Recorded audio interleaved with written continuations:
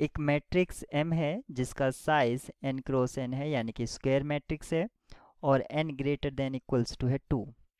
ये non zero matrix है, satisfy कर रही है एक equation m square equals to 0, और एल्फा आपका एक नॉन ज़ीरो रियल नंबर है, तो alpha not equals to 0 belongs R। इस तरह से आप इसको लिख सकते हैं। ऑप्शंस में कहा गया है, यहाँ पर A B C और D 4 ऑप्शंस हैं। आपसे पूछा गया है m प्लस एल्फा आई के eigen value, m minus alpha I के आइगन वैल्यू, या एल्फा आई माइनस m की आइगन वैल्यूज़। चारों ऑप्शंस में इन 3 तरह के पॉलिनोमियल्स हैं इन टर्म्स ऑफ m। तो अगर किसी पॉलिनोमियल की मैट्रिक्स में ही अगर पॉलिनोमियल है तो उसकी आइगन वैल्यूज निकालने के लिए आपको पॉलिनोमियल का स्ट्रक्चर फॉलो करना पड़ता है। यहाँ पर जैसे कि m जो है m स्क्वायर इक्वल्स टू 0 को सेटिस्फाई कर रहा है, तो m आपका एक निलपोटेंट मैट्रिक्स हो जाएगा। अगर m आपका निलपोटेंट मैट्रिक्स हो जाता है तो इसकी जो आइगन वैल्यूज़ हैं वो सभी आइगन वैल्यूज 0 0 होंगी, और ये 0 कितने टाइम से रिपीट होगा, जितना कि m का साइज होगा।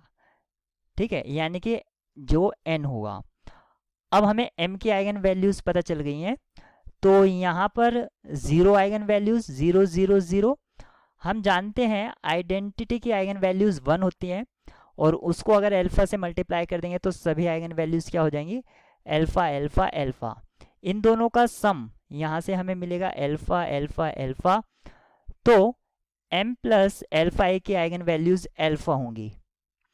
तो आप यहाँ पर देख सकते हैं, अब हम m माइनस एल्फा आई की वैल्यूज आइगन वैल्यूज होंगी वो माइनस एल्फा सभी माइनस एल्फा होंगी।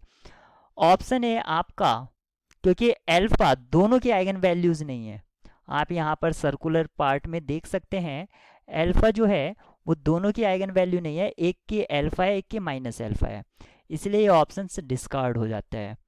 और अगर हम इसके एल्फा आई माइनस एम जो ऑप्शन बी में दे रखा है इसके आइगन वैल्यूज निकालते हैं तो वो सभी eigen values alpha alpha alpha होंगी, और m प्लस एल्फा आई की भी, तो ये आपका ट्रू हो जाएगा। अब m प्लस एल्फा आई की वैल्यूज आइगन वैल्यू तो एल्फा है, लेकिन यहाँ पर माइनस एल्फा दे रखी है इसलिए डिस्कार्ड हो जाएगा, और यहाँ पर भी इसी वजह से ये भी डिस्कार्ड हो जाएगा। तो करेक्ट ऑप्शन यहाँ पर सिर्फ बी है।